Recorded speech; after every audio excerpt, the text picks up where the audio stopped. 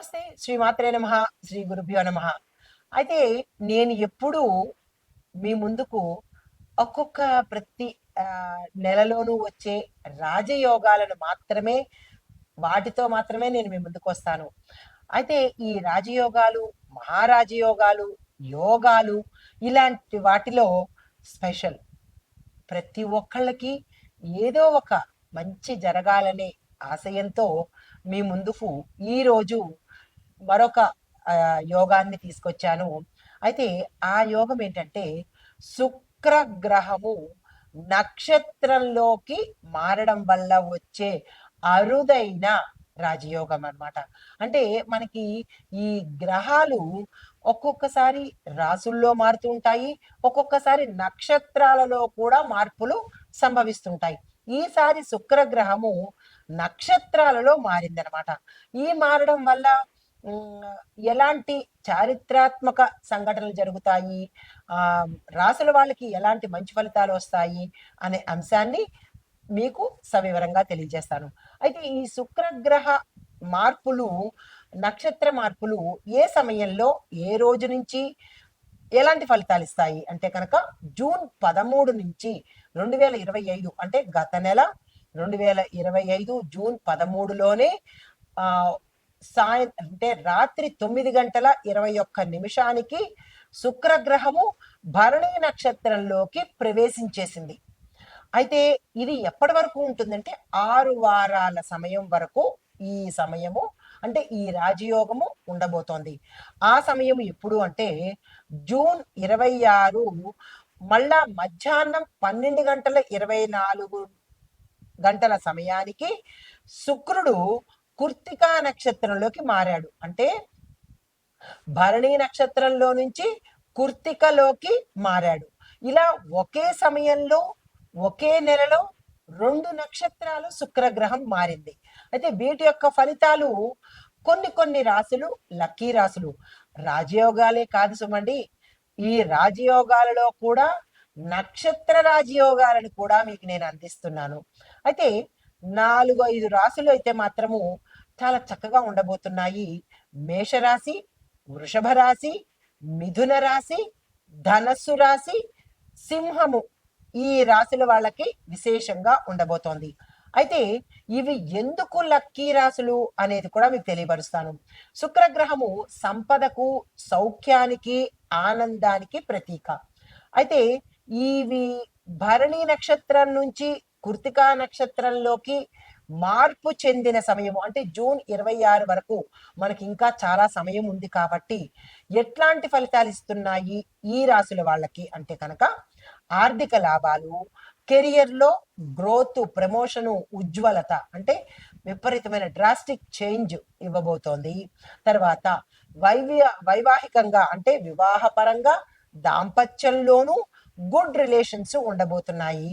దీంతో పాటు ప్రజాదరణ, సోషల్ మాధ్యమాలలో ఎవరైతే ఉన్నారో వారికి విశేషమైన స్థాయి లభించబోతోంది. అయితే ఏ నెలలో ఎంతెంత కాలం ఉంటుంది అనేది కూడా మీకు తెలియపరుస్తా. మీకు ఒక కన్ఫ్యూజన్ రావచ్చు. ఏ నెలలో మేము చూసుకోవాలి, ఎంతెంత సమయం ఉండబోతోంది అనే సందేహం లేకుండా అది కూడా మీకు ఇక్కడ ఇచ్చేస్తాను. అయితే ఈ శుక్రగ్రహము భరణి నక్షత్రంలో జూన్ 13 నుంచి 26 వరకు, కృత్తికా నక్షత్రంలో జూన్ 26 నుంచి సుమారు జూలై 10వ తారీఖు వరకు అనగా 12 రోజులు ఉండబోతోంది. అయితే ఈ ఈ 2 రోజులు చాలా గుర్తుపెట్టుకోండి. వీలైతే స్కిప్ చేయకుండా నోట్ చేసుకునే ప్రయత్నం చేయండి, లేదా మరల చూసే ప్రయత్నం చేసుకోండి. శుక్రుడు స్వరాశిలోనే అంటే వృషభ రాశిలోనే జూన్ 29 నుంచి జూలై 26 వరకు ఉంటాడనమాట. ఇది కూడా మీరు చాలా జాగ్రత్తగా ఏ రాశుల వాళ్ళకి ఏ సమయాల్లో అనేది చెప్పాను కాబట్టి రాసుకుని నేను చెప్పే పరిహారాలు కానీ ఈ యొక్క ఫలితాలు కానీ జాగ్రత్తగా చూసుకునే ప్రయత్నం చేసుకోండి. అయితే మొత్తంగా చూసినట్టయితే జూన్ 13 నుంచి జూలై 26 వరకు సుమారుగా 6 వారాల పాటు ఈ శుక్రుడు సంచారం చేయబోతున్నాడు అనమాట. విశేషమైన ఫలితాలను ఇవ్వబోతున్నాడండి.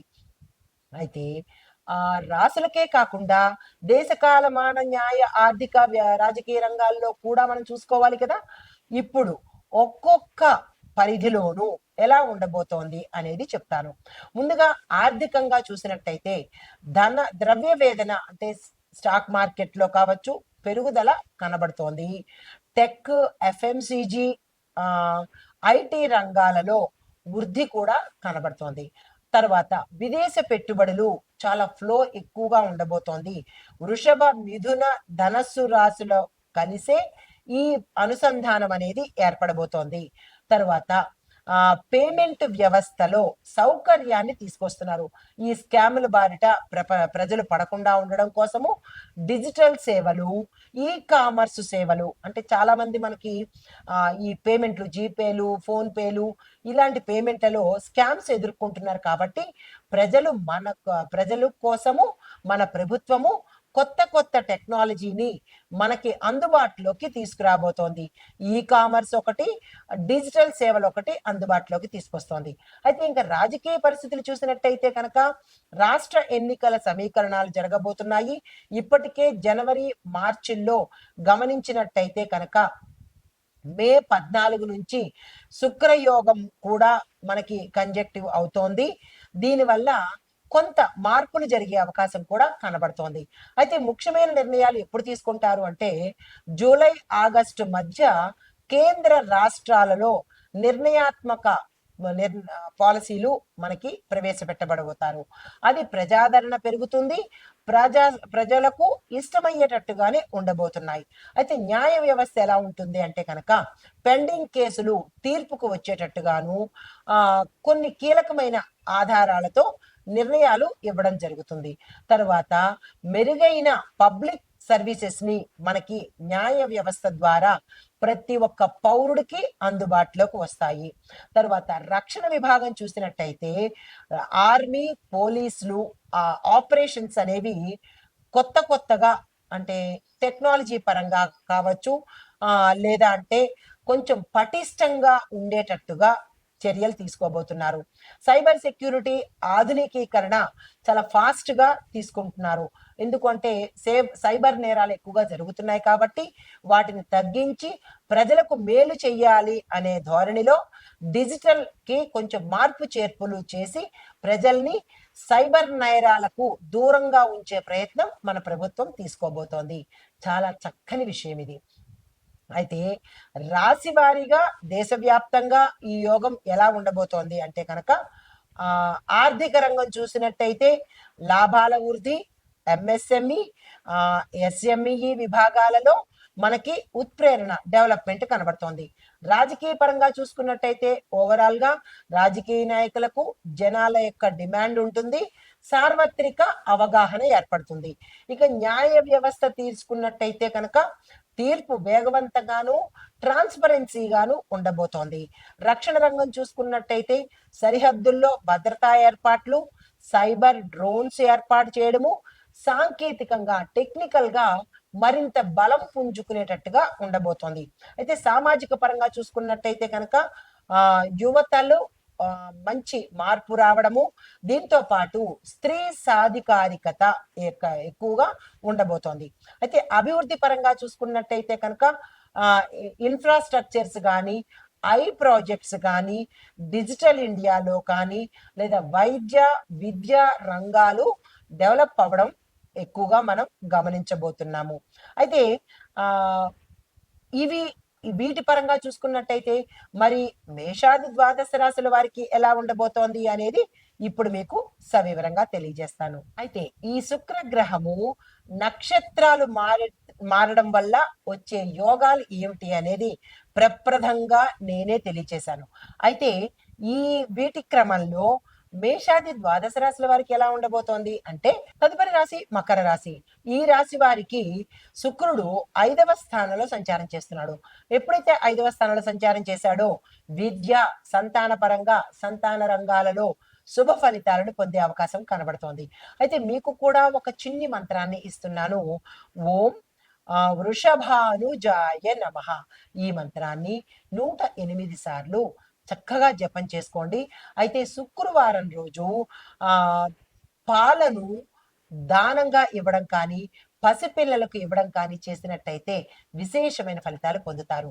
అయితే మీకు చెప్పదగిన సూచన ఏంటంటే, మీరు ప్రతి ఒక్కరితోనూ ప్రేమ, గౌరవ భావంతో మెలగండి.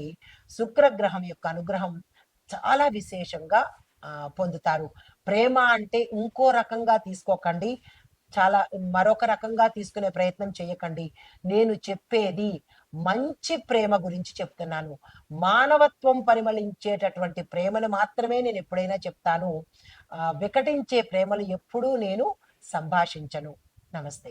ఈ శుక్రుడు ఈ నక్షత్రం నుంచి నక్షత్రం ఇక్కడ చాలా గమనించాలి. రాశి నుంచి రాశి కాదు. నక్షత్రం నుంచి నక్షత్రం మారినప్పుడు ఓవరాల్‌గా ఎలాంటి ఫలితాలు ఉంటాయి అంటే కనుక జూన్ 13 నుంచి జూలై 26 వరకు ఉంటాడు. ఈ విషయాన్ని ప్రతి ఒక్కళ్ళు గమనించుకోండి. అయితే ఆ సమయంలో నేను ఇందాక చెప్పినట్టుగా ఏ రాశి వాళ్ళు ఏ ఏ పనులు చేసుకోవాలి అనేది చెప్పాను. ఆ సమయాన్ని అలా ఉపయోగించుకోండి. అయితే ఈ నేపథ్యంలో 6 వారాలు శుభ ప్రాయశ్చిత్త కాలం అన్నమాట. మీరు ఏదైనా తప్పులు చేసినా దాన్ని ప్రాయశ్చిత్తంగా తీసుకొని ఈ సమయంలో ప్రాయశ్చిత్తం తీసుకోండి. రెండోది 4-5 రాసులు బాగుంటాయని చెప్పాను కదా, అది మేష, వృషభ, మిథున, ధనస్సు, సింహరాశులు చాలా చక్కగా ఉండబోతున్నాయి. ఎలా? ఆర్థికంగాను, కెరియర్ పరంగాను, కుటుంబ పరంగాను చక్కగా ఉండబోతున్నారు. అయితే ఇంకా దేశవ్యాప్తంగా ఓవరాల్‌గా ఎలా ఉండబోతోంది అంటే కనుక ఆర్థిక వృద్ధి ఉంటుంది. రాజకీయంలో కొత్త చరిత్రలు రాబోతున్నాయి. న్యాయం పారదర్శకంగా ప్రతి ఒక్కళ్ళకి, ప్రతి పౌరుడికి అందుబాటులోకి వస్తుంది. భద్రతలో మన దేశము టాప్ రేంజ్ లో ఉండబోతోంది. అంటే భద్రతా ఏర్పాట్లు చాలా విస్తృతంగా తీసుకోబోతున్నారు. అయితే ఇది ఒక గోల్డెన్ పీరియడ్ అని చెప్పొచ్చు. జూన్ 13 నుంచి జూలై 26 వరకు ప్రతి ఒక్కళ్లకు ఇది గోల్డెన్ పీరియడ్. దీన్ని వృధా చేసుకునే ప్రయత్నం అస్సలు చేసుకోకండి. నమస్తే.